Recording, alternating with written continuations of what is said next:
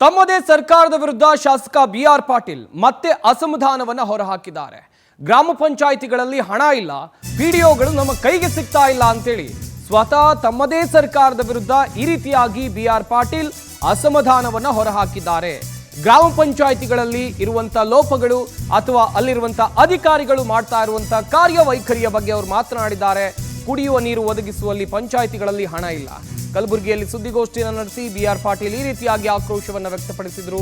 ಕುಡಿಯುವ ನೀರಿನ ಸಮಸ್ಯೆಗೆ ಸರ್ಕಾರ 45 ಕೋಟಿ ರಿಲೀಸ್ ಮಾಡಿದೆ, ಆದರೆ ನನ್ನ ಕ್ಷೇತ್ರಕ್ಕೆ ಬರೋಬ್ಬರಿ 4 ಕೋಟಿ ರೂಪಾಯಿಗೂ ಹೆಚ್ಚು ಹಣ ಬೇಕು.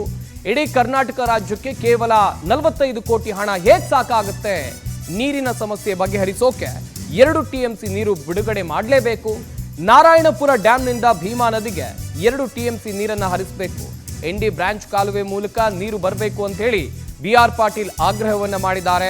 ಇದಕ್ಕಾಗಿ ನಾನು ಮುಖ್ಯಮಂತ್ರಿ ಸಿದ್ದರಾಮಯ್ಯ ಅವರಿಗೆ ಪತ್ರ ಸಹ ಬರೆದಿದ್ದೇನೆ. ಕಲಬುರಗಿ ವಿಜಯಪುರದ 4 ತಾಲೂಕುಗಳ ನೀರಿನ ಸಮಸ್ಯೆಗೆ ಮುಕ್ತಿ ಸಿಗಬೇಕು ಅಂತ ಹೇಳಿ ಕಲಬುರಗಿಯಲ್ಲಿ ಸುದ್ದಿಗೋಷ್ಠಿಯನ್ನು ನಡೆಸಿ ಬಿಆರ್ ಪಾಟೀಲ್ ಈ ರೀತಿಯಾಗಿ ಆಕ್ರೋಶವನ್ನ ತಮ್ಮದೇ ಸರ್ಕಾರದ ವಿರುದ್ಧ ವ್ಯಕ್ತಪಡಿಸಿದ್ದಾರೆ. 4 ಕೋಟಿಗೂ ಹೆಚ್ಚು ಹಣ ಬೇಕು. ಸರ್ಕಾರ 45 ಕೋಟಿ ಹಣವನ್ನ ಇಡೀ ರಾಜ್ಯಕ್ಕೆ ಬಿಡುಗಡೆ ಮಾಡಿದೆ, ಅದು ಎಲ್ಲಿ ಸಾಕಾಗತ್ತೆ ಅಂತೇಳಿ ಸ್ವತಃ ಕಾಂಗ್ರೆಸ್ ಪಕ್ಷದ ಶಾಸಕರು ಪ್ರಶ್ನೆಯನ್ನ ಮಾಡಿದ್ದಾರೆ. ಕುಡಿ ನೀರಿನ ಗಂಭೀರದ ಸಮಸ್ಯೆ ಬಗ್ಗೆ ಕಳೆದ ವರ್ಷ ಮೇನಲ್ಲಿ ಮಳೆ ಬಂದು ಹಳ್ಳಗಳು, ಕೆರೆಗಳು, ಬಾವಿಗಳು ತುಂಬಿಕೊಂಡಿದ್ದು. ಈ ಸಲ ನೀರು ಸಮಸ್ಯೆ ಅಷ್ಟು ಆಗಲಿಕ್ಕಿಲ್ಲ ಅಂತ ನಾವೆಲ್ಲ ಅಂದ್ಕೊಂಡಿದ್ದೀವಿ. ಯಾಕೆ ಅಂತರ್ಜಲ ಇದೆ, ನಮಗೆ ನೀರಿನ ಸಮಸ್ಯೆ ಆಗಲಿಕ್ಕಿಲ್ಲ ಅಂತ. ಆದರೆ ಈ ವರ್ಷ ಫೆಬ್ರವರಿಯಲ್ಲೇ ನಮಗೆ ಸಮಸ್ಯೆ ಪ್ರಾರಂಭ ಆಯಿತು. ಫೆಬ್ರವರಿ, ಮಾರ್ಚ್, ಏಪ್ರಿಲ್ನ ಯಾವ ಮ್ಯಾನೇಜ್ ಮಾಡ್ಕೊಂಡು ಬಂದಿದೆ.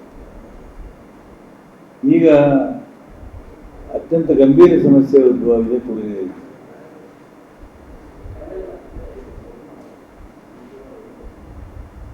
ಪಂಚಾಯತ್ಗಳಲ್ಲಿ ದುಡ್ಡಿಲ್ಲ.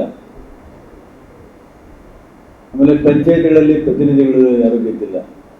ಜಿಲ್ಲಾ ಪಂಚಾಯತ್ ಇಲ್ಲ, ತಾಲೂಕು ಪಂಚಾಯತ್ ಇಲ್ಲ, ಗ್ರಾಮ ಪಂಚಾಯತ್ ಇಲ್ಲ. ಜನಪ್ರತಿನಿಧಿಗಳು ಕೆಳಮಟ್ಟದಲ್ಲಿ ಯಾರೂ ಇಲ್ಲ. ಕೆಳಮಟ್ಟದಲ್ಲಿ ಜನಪ್ರತಿನಿಧಿಗಳು ಇದ್ದಿದ್ರೆ ಅಲ್ಲಿ ಸಮಸ್ಯೆಗಳನ್ನು ಅವರು ಎತ್ತಿ ಹೇಳ್ತಾ ಇದ್ರು ಮತ್ತು ನಾವೆಲ್ಲ ಪ್ರಯತ್ನ ಮಾಡಿ ಪರಿಹಾರ ಮಾಡ್ತಾ ಇದ್ವಿ. ಆದರೆ ಇವತ್ತು ಆ ಪರಿಸ್ಥಿತಿ ಇಲ್ಲ. ಹಾಗಾಗಿ ಅನೇಕ ಹಳ್ಳಿಗಳಲ್ಲಿ ನೀರಿನ ಸಮಸ್ಯೆ ಆದರೂ ಕೂಡ ಗೊತ್ತಾಗ್ತಾ ಇಲ್ಲ. ಈ ಬಗ್ಗೆ ಇನ್ನಷ್ಟು ಮಾಹಿತಿಯನ್ನು ಕೊಡ್ತಾರೆ ನಮ್ಮ ಕಲಬುರಗಿ ಜಿಲ್ಲೆಯ ಪ್ರತಿನಿಧಿ ಅನಿಲ್ ಸ್ವಾಮಿ. ದೂರವಾಣಿ ಸಂಪರ್ಕಕ್ಕೆ ಸಿಗ್ತಾ ಇದ್ದಾರೆ. ಅನಿಲ್, ಬಿಆರ್ ಪಾಟೀಲ್ ಈ ಹಿಂದೆ ಕೂಡ ಸರ್ಕಾರದ ವಿರುದ್ಧ ಆಕ್ರೋಶವನ್ನ ವ್ಯಕ್ತಪಡಿಸಿದ್ರು. ತಮ್ಮದೇ ಸರ್ಕಾರದ ನಾಯಕರು ಅನುದಾನವನ್ನ ಬಿಡುಗಡೆ ಮಾಡ್ತಾ ಇಲ್ಲ ಎನ್ನುವುದಾಗಿ ಕೂಡ ಹೇಳಿದ್ರು. ಮತ್ತದೇ ರೀತಿಯಾಗಿ ಹೇಳಿಕೆಯನ್ನು ಕೊಡ್ತಾ ಇದ್ದಾರೆ. ಹಾಗಾದ್ರೆ ಜಿಲ್ಲಾವಾರು ವಿಚಾರಕ್ಕೆ ಬರೋದಾದ್ರೆ ಅನುದಾನ ಸರಿಯಾಗಿ ಸಿಗ್ತಾ ಇಲ್ವಾ? ಶಾಸಕರ ಅಸಮಾಧಾನ ಕಾರಣ ಏನು? ಸಂಪತ್, ನಿಜಕ್ಕೆ ಕೂಡ ಈ ಹಿಂದೆ ಶಾಸಕ ಬಿಆರ್ ಪಾಟೀಲ್ ಅವರು ಸರ್ಕಾರದ ಕಾರ್ಯವೈಖರಿ ಬಗ್ಗೆ ಬಹಿರಂಗವಾಗಿ ಅಸಮಾಧಾನ ವ್ಯಕ್ತಪಡಿಸಿದ್ರು. ಇದೀಗ ಏನೊಂದು ಗ್ಯಾರಂಟಿ ಯೋಜನೆಗಳಿಂದ ರಾಜ್ಯದಲ್ಲಿ ಯಾವುದೇ ಅಭಿವೃದ್ಧಿ ಕೆಲಸಗಳು ಆಗುತ್ತಿಲ್ಲವೆಂಬ ಶಾಸಕರು, ಸಚಿವರು ಕೂಡ ಸಾಕಷ್ಟು ಬಾರಿ ಬಹಿರಂಗವಾಗಿ ಹೇಳಿಕೆ ಕೊಟ್ಟಿದ್ರು. ಇದೀಗ ಕಲಬುರಗಿ ಜಿಲ್ಲೆಯಲ್ಲಿ ಬಿರು ಬೇಸಿಗೆ ಆರಂಭವಾಗಿದ್ದರಿಂದ ಕುಡಿಯುವ ನೀರಿನ ಸಮಸ್ಯೆ ಸಾಕಷ್ಟು ಹಾಹಾಕಾರ ಎದುರಿಗಿಂತಬಹುದು. ಈ ಹಿನ್ನೆಲೆಯಲ್ಲಿ ರಾಜ್ಯ ಸರ್ಕಾರ ಇಡೀ ಕರ್ನಾಟಕ ರಾಜ್ಯದ ಕುಡಿಯುವ ನೀರಿನ ಸಮಸ್ಯೆ ಬಗೆಹರಿಸಲು ಕೇವಲ 45 ಕೋಟಿ ರೂಪಾಯಿ ಮಾತ್ರ ಬಿಡುಗಡೆ ಮಾಡಿದೆ. ಅದರಲ್ಲಿ ಕಲಬುರಗಿ ಜಿಲ್ಲೆಗೆ ಕೇವಲ 2 ಕೋಟಿ ರೂಪಾಯಿ ಮಾತ್ರ ಬಿಡುಗಡೆ ಮಾಡಿದೆ. ಆದ್ರೆ ಕೇವಲ ಆಳಂದ ಕ್ಷೇತ್ರದ ಕುಡಿಯುವ ನೀರಿನ ಸಮಸ್ಯೆ ಬಗೆಹರಿಸಕ್ಕೆ 4 ಕೋಟಿ ರೂಪಾಯಿ ಹಣದ ಅಗತ್ಯವಿದೆ ಎಂದು ಶಾಸಕ ಬಿಆರ್ ಪಾಟೀಲ್ ಅವರು ಹೇಳಿದ್ರು. ಆದ್ರೆ ಸರ್ಕಾರ ಇಡೀ ಜಿಲ್ಲೆಗೆ 2 ಕೋಟಿ ರೂಪಾಯಿ ಕೊಟ್ಟಿದೆ.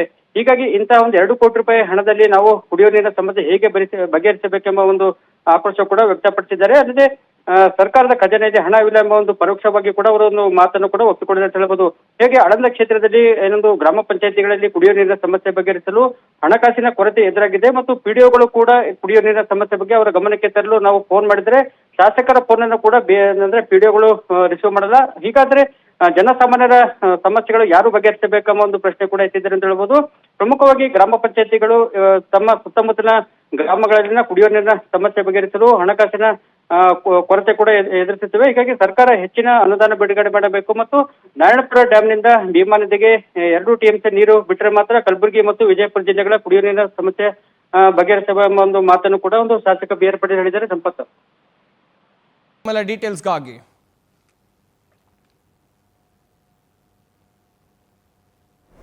ಆಮೇಲೆ ಪಂಚಾಯತ್ಗಳಲ್ಲಿ ಪ್ರತಿನಿಧಿಗಳು ಯಾರು